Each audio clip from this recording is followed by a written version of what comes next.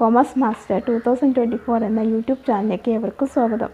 നമ്മൾ ഇന്നത്തെ ക്ലാസ്സിൽ നോക്കാൻ പോകുന്നത് accounting as a source of ഇൻഫോർമേഷന് പിന്നെ ടൈപ്പ് ഓഫ് അക്കൗണ്ടിങ് ഇൻഫോർമേഷനുമാണ് നോക്കാൻ പോകുന്നത്. അതായത് ടൈപ്പ് ഓഫ് അക്കൗണ്ടിങ് ഇൻഫോർമേഷനിൽ 3 ടൈപ്പ് ഓഫ് അക്കൗണ്ട്സ് ഉണ്ട്. അതായത് ഫിനാൻഷ്യൽ അക്കൗണ്ട്, മാനേജ്മെൻറ്റ് അക്കൗണ്ട്, പിന്നെ കോസ്റ്റ് അക്കൗണ്ട്. ഇതൊക്കെയാണ് നമ്മൾ ഇന്നത്തെ ക്ലാസ്സിൽ ഡിസ്കസ് ചെയ്യാൻ പോകുന്നത്. അപ്പോൾ നമുക്ക് ഒട്ടും ലേറ്റ് ആക്കാതെ വേഗം തന്നെ ക്ലാസ്സിലേക്ക് പോകാം. ഓക്കെ, നമുക്കപ്പോൾ നോക്കാം ഇന്നത്തെ accounting as a source of information. അതായത് അക്കൗണ്ടിങ്ങിനും ഓരോ സോഴ്സായിട്ടുള്ള ഇൻഫർമേഷൻസ് ഒക്കെ ഉണ്ടാവും. അപ്പോൾ നമുക്ക് നോക്കാം. As discussed earlier, accounting process begins with identification of transaction and ends with preparation of financial statements. എന്ന് വെച്ചാൽ നമ്മൾ മുമ്പ് ഡിസ്കസ് ചെയ്ത പോലെ അക്കൗണ്ടിങ് പ്രോസസ്സിൽ വന്നിട്ട് ഇറ്റ്സ് ബിഗിൻ വിത്ത് ഐഡൻറ്റിഫിക്കേഷൻ എന്ന് വെച്ചാൽ ഓരോ ട്രാൻസാക്ഷനും നമ്മൾ ഏത് കാറ്റഗറിയിലാണോ റെക്കോർഡ് ചെയ്യുന്നത് അതുപോലെ തന്നെ നമ്മൾ റെക്കോർഡ് ചെയ്യും. എന്നിട്ട് നമ്മൾ അതിൻ്റെ അവസാനം വരുന്നത് ഫിനാൻഷ്യൽ സ്റ്റേറ്റ്മെൻറ്റാണ്. എൻഡ് ഓഫ് പ്രിപ്പറേഷൻ, അതിൻ്റെ പ്രിപ്പറേഷനിൽ അവസാനം വരുന്നത് നമ്മൾ ഫിനാൻഷ്യൽ സ്റ്റേറ്റ്മെൻറ്റാണ് നമ്മൾ അവസാനം വരുന്നത്. അപ്പോൾ അതാണ് ഇത് പറയുന്നത്. At every step it generates information and facilitate dissemination. എന്നുവെച്ചാൽ ഓക്കെ, അപ്പോൾ ഡിസമിനേഷൻ എന്ന് വെച്ചാൽ പ്രചരിപ്പിക്കുക of information to the different interested user for take appropriate decision. ഇതെന്താണെന്ന് വെച്ചാൽ നമ്മൾ എവറി സ്റ്റെപ്പും നമ്മൾ ജനറേറ്റ് ചെയ്യുന്നത് ഓരോ ഇൻഫർമേഷൻ ബേസ് ചെയ്തിട്ട് നമ്മൾ ജനറേറ്റ് ചെയ്യുന്നത്. ആൻഡ് ഫെസിലിറ്റേറ്റ് ഡിസമിനേഷൻ എന്ന് വെച്ചാൽ പ്രവചിക്കുക. നമ്മൾ ഓരോ ഇൻഫർമേഷൻസും പ്രവചിച്ചുകൊണ്ടേയിരിക്കും, ഇതിങ്ങനെ വരും അതങ്ങനെ വരും എന്നൊക്കെ. എന്നിട്ട് ടു ഡിഫറെൻറ്റ് ഇൻട്രസ്റ്റഡ് യൂസർ, എന്നാലാണ് നമുക്ക് ഒരു കമ്പനിക്ക് എന്തൊക്കെ പ്രശ്നമുണ്ടെന്ന് നമ്മൾ ആദ്യം മനസ്സിലാക്കണം. കമ്പനിക്ക് എന്താ പൈസ എവിടെ പോകുന്നു, എത്ര പൈസ ആവുന്നു, ഏത് പ്രോഡക്റ്റ് നമ്മൾ പർച്ചേസ് ചെയ്യുമ്പോഴാണ് കൂടുതലാവുന്നത് എന്നൊക്കെ നമ്മൾ ആദ്യം മനസ്സിലാക്കി അനലൈസ് ചെയ്യണം. എന്നാൽ മാത്രമാണ് നമുക്ക് കറക്റ്റായിട്ടുള്ള ഡിസിഷൻസ് ഒക്കെ എടുക്കാൻ പറ്റത്തുള്ളൂ. ഓക്കെ, അപ്പോൾ നമ്മൾ ആദ്യം അത് മനസ്സിലാക്കി വെക്കണം. പിന്നെ അക്കൗണ്ടിങ് പ്രൊവൈഡ് ഇൻഫോർമേഷൻസ് ഏതൊക്കെയാണെന്ന് നോക്കാം. ഫോർ മേക്കിംഗ് എക്കണോമിക് ഡിസിഷൻ, നമ്മൾ നേരത്തെ പറഞ്ഞ പോലെ എക്കണോമിക് സാമ്പത്തികത്തിൻ്റെ നമ്മൾ തീരുമാനങ്ങളൊക്കെ എടുക്കും നമ്മൾ. പിന്നെ for predicting and evaluating the amount, timing and uncertainty of expected cash flow. എന്ന് വെച്ചാൽ ഫോർ പ്രിഡിക്റ്റിംഗ് പ്രവചനം. ഓക്കെ, അപ്പോൾ നമ്മൾ പ്രവചിക്കും നമ്മൾ എന്തൊക്കെയാണ് വരുന്നത് ഏതാണ്. ഇവാലുവേറ്റിംഗ് എന്ന് വെച്ചാൽ നമ്മൾ വിലയിരുത്തുന്നത്. ഓക്കെ, അപ്പോൾ നമുക്ക് പ്രവചിക്കുമ്പോൾ വിലയിരുത്തുമ്പോഴാണ് നമുക്ക് അതിൻ്റെ എമൗണ്ട് എത്ര വേണം, എത്ര കിട്ടിയാലാണ് നമ്മൾ ബിസിനസ് മുന്നോട്ട് പോകത്തുള്ളൂ എന്നൊക്കെ നമുക്കത് മനസ്സിലാക്കാനായിട്ട് പറ്റത്തുള്ളൂ. അപ്പോൾ ഓൺ മാറ്റർ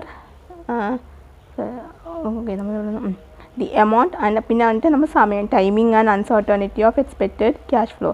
എന്നാലാണ് നമുക്ക് ക്യാഷിൻ്റെ എത്ര ആവശ്യമുണ്ടെന്ന് നമുക്ക് മനസ്സിലാക്കി വയ്ക്കാനായിട്ട് പറ്റത്തുള്ളൂ. അതുപോലെയാണ് നമുക്ക് ബിസിനസ്സിൽ ക്യാഷ് ആവശ്യമായിട്ട് വരുന്നത്. നമ്മളെല്ലാം ഡീറ്റെയിൽ ആയിട്ട് നോക്കണം. To serve the user who rely upon it. എന്ന് വെച്ചാൽ നമ്മൾ നോക്കുക ആരാണോ നമുക്ക് കറക്റ്റായിട്ട് ഇതൊക്കെ സെർവ് ചെയ്യുന്നതെന്ന്, അതുപോലെയാണ് നമ്മൾ നോക്കുന്നത്. പിന്നെ for judging management's ability to utilise resources effectively. Judging എന്ന് വെച്ചാൽ നമ്മൾ ഓരോ ഇവരെയൊക്കെ നമ്മൾ ജഡ്ജ് ചെയ്യാന്ന് പറയത്തില്ലേ, അണ്ടർലൈയിങ് എന്ന് വെച്ചാൽ ഓക്കെ, അണ്ടർലൈയിങ് എന്ന് പറഞ്ഞാൽ എന്തുവായിരുന്നു? ഓക്കെ, അണ്ടർലൈയിങ് എന്ന് പറഞ്ഞാൽ ആസ്പദമായ, പിന്നെ അസംഷൻ എന്ന് പറഞ്ഞാൽ അനുമാനം എന്ന് വെച്ചാൽ ഒരു കാര്യത്തെപ്പറ്റി നമുക്ക് ഒരു കാര്യത്തെപ്പറ്റി മുൻകൂട്ടി പറയുക എന്ന് വെച്ചാൽ ഓൺ മാറ്റേഴ്സ്. ഇപ്പം നമുക്ക് ഓരോ പർട്ടിക്കുലർ മാറ്റേഴ്സൊക്കെ കാണും ഡിസ്കസ് ചെയ്യാനായിട്ട്, അപ്പോൾ അതിനെപ്പറ്റി മുൻകൂട്ടി ഓരോ കാര്യങ്ങൾ പറയുക. പിന്നെ subject to interpretation, prediction or estimation എന്ന് വെച്ചാൽ അപ്പോൾ ഇൻ്റർപ്രിട്ടേഷൻ എന്ന് പറഞ്ഞാൽ നമ്മൾ വ്യാഖ്യാനിക്കുക, പിന്നെ പ്രൊഡക്ഷൻ എന്ന് പറഞ്ഞാൽ നമ്മൾ ഓരോ കാര്യം പ്രിഡിക്റ്റ് ചെയ്യത്തില്ലേ, അതിനെയാണ് നമ്മൾ പ്രൊഡക്ഷൻ എന്ന് പറയുക. പിന്നെ എസ്റ്റിമേഷൻ എന്ന് പറഞ്ഞാൽ നിർണ്ണയിക്കുക. ഓക്കെ, അപ്പോൾ ഇതെല്ലാം കൂടി നമ്മൾ ഓരോ കാര്യം പ്രിഡിക്റ്റ് ചെയ്യുകയോ നമ്മൾ എന്തെങ്കിലും കാര്യം ഉണ്ടെങ്കിൽ മുൻകൂട്ടി പറയുകയോ അതിൻ്റെ അടിസ്ഥാനത്തിൽ നമ്മൾ ഡിസിഷൻസ് ഒക്കെ എടുക്കുകയോ അതിനെയാണ് ഇത് പറയുന്നത്. ഓക്കെ, ഇനി അടുത്തത് on activities affecting the society. ഓരോ ആക്ടിവിറ്റീസും നമ്മൾ നോക്കും എങ്ങനെയാണ് എന്തുവാ വരുന്നതെന്ന്, അതുപോലെ സൊസൈറ്റീനെ അതുപോലെ തന്നെ ബാധിക്കും, അതാണ്. പിന്നെ നമുക്ക് നോക്കാം type of accounting information. Accounting is the primary source of information about the day-to-day working and future planning of the organization. Accounting information എന്ന് വെച്ചാൽ അതൊരു പ്രൈമറി സോഴ്സാണ്. അത് വന്നിട്ട് നമ്മുടെ കമ്പനിയിൽ ഡേ ടു ഡേ നടക്കുന്ന ഓരോ കാര്യങ്ങളും നമ്മൾ നോട്ട് ചെയ്യണം. വർക്കിംഗ് ആൻഡ് ഫ്യൂച്ചർ പ്ലാനിങ്, വർക്കിങ്ങും ചെയ്യും, അതുപോലെ തന്നെ ഫ്യൂച്ചറിൽ എന്തെങ്കിലും നമ്മൾ പ്ലാൻ ചെയ്യുന്നുണ്ടെങ്കിൽ നമ്മൾ അതും ചെയ്യും. ഓഫ് ദി ഓർഗനൈസേഷനിൽ എന്തെങ്കിലും ആവശ്യമുണ്ടെങ്കിൽ നമ്മളതും. അപ്പോൾ അടുത്തത് through record keeping accountant performance and this role എന്ന് വെച്ചാൽ നമ്മൾ ഓരോ ബുക്കും റെക്കോർഡ് ചെയ്യുന്നത്, ഓരോ ഐറ്റം എന്ത് മേടിച്ചാൽ നമ്മൾ റെക്കോർഡ് ചെയ്ത് വെക്കും. റെക്കോർഡ് കീപ്പിങ്ങും പിന്നെ അക്കൗണ്ടൻറ്റിൻ്റെ പെർഫോം ദിസ് റോൾ.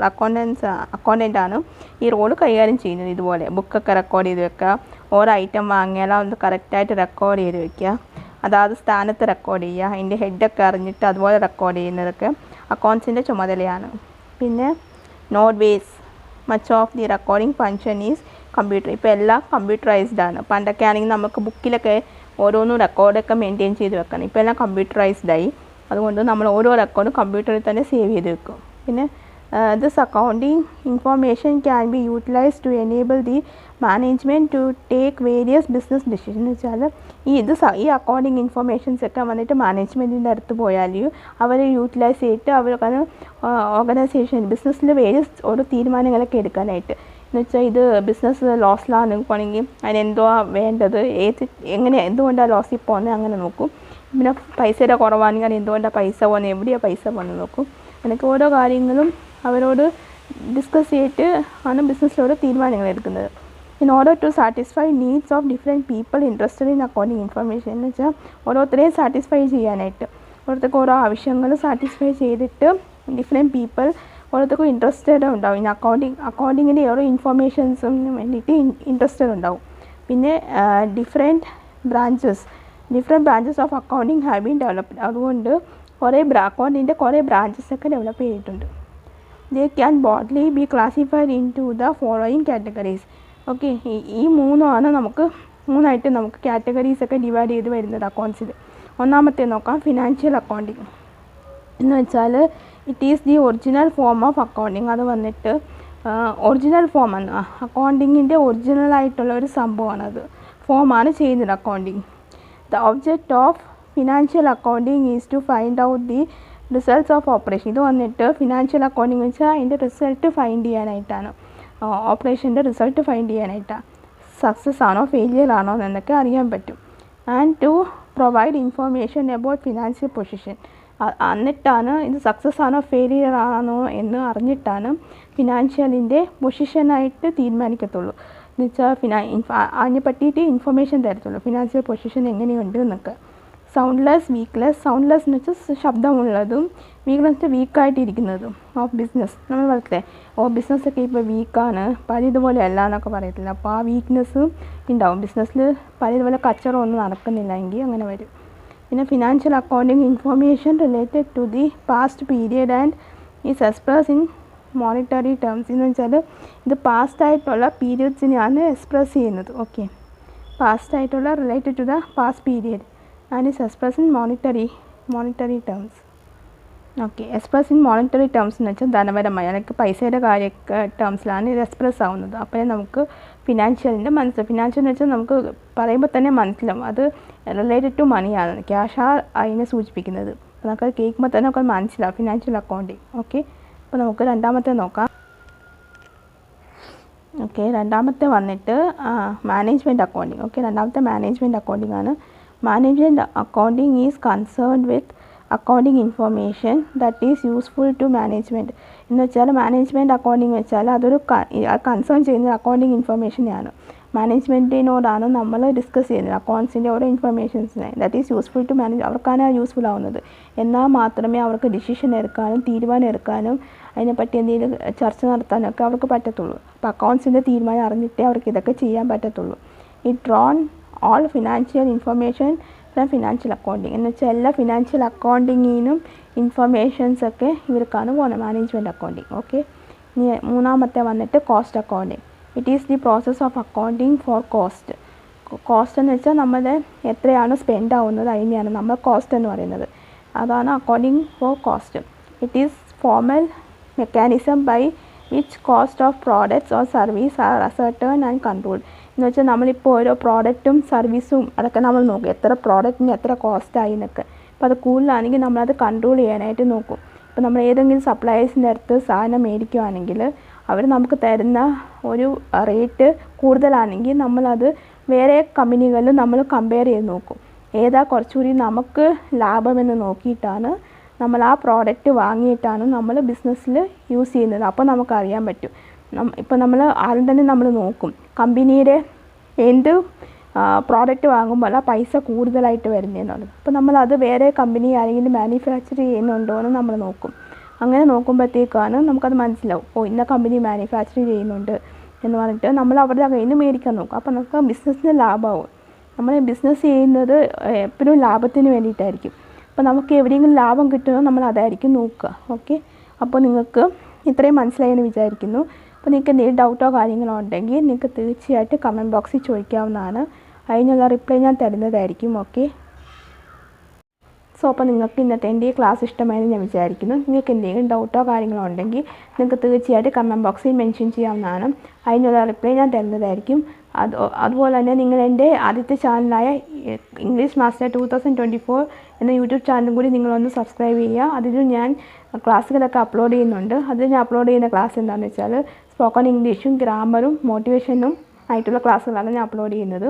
സോ അതിൻ്റെ ലിങ്ക് ഞാൻ ഡിസ്ക്രിപ്ഷൻ ബോക്സിൽ മെൻഷൻ ചെയ്യാം. പിന്നെ നിങ്ങൾ എൻ്റെ സോഷ്യൽ മീഡിയ കൂടെ ഒന്ന് ഫോളോ ചെയ്യുക. അതിൽ ഞാൻ ക്ലാസ്സുകളൊക്കെ അപ്ലോഡ് ചെയ്യുന്നുണ്ട്. അതിൻ്റെ ലിങ്കും ഞാൻ ഡിസ്ക്രിപ്ഷൻ ബോക്സിൽ മെൻഷൻ ചെയ്യാം. അപ്പോൾ നിങ്ങൾക്ക് എൻ്റെ ഈ ചാനൽ കാണാനായിട്ട് താല്പര്യമുള്ള ആൾക്കാരെങ്കിലും ഫ്രണ്ട്സ്, ഫാമിലി, റിലേറ്റീവ്സിനൊക്കെ ഒന്ന് ഷെയർ ചെയ്ത് കൊടുക്കുക. സോ അവർക്ക് ഈ ചാനൽ യൂസ്ഫുൾ എന്ന് തോന്നുവാണെങ്കിൽ നിങ്ങൾ ഈ ചാനൽ ഒന്ന് സബ്സ്ക്രൈബ് ചെയ്യുക. ഓക്കെ, അപ്പോൾ നിങ്ങൾക്ക് എത്രയൊക്കെ ഉള്ളൂ. അപ്പോൾ നിങ്ങൾക്ക് ഇന്നത്തെ എൻ്റെ ഈ ചാനൽ ക്ലാസ് ഇഷ്ടമായിട്ടുണ്ടെങ്കിൽ ഒന്ന് ലൈക്ക് ചെയ്യുക, ഷെയർ ചെയ്യുക, അതുപോലെ തന്നെ സബ്സ്ക്രൈബ് ചെയ്യുക. സബ്സ്ക്രൈബ് ചെയ്യുമ്പോൾ അടുത്തായിട്ട് തൊട്ടായിട്ട് കൊല്ലി ബെല്ലൈക്കൺ ഉണ്ടാകും, അതും കൂടി എനേബിൾ ചെയ്ത് വെക്കുക. എന്നാൽ മാത്രമേ ഞാൻ ഫ്യൂച്ചർ വീഡിയോസ് അപ്ലോഡ് ചെയ്യുമ്പോൾ നിങ്ങൾക്ക് നോട്ടിഫിക്കേഷൻ കിട്ടുകയുള്ളൂ. സോ അപ്പോൾ നിങ്ങൾക്ക് എൻ്റെ അടുത്ത ക്ലാസ്സായിട്ട് കാണുന്നത് വരെ എല്ലാവർക്കും bye, see you, take care.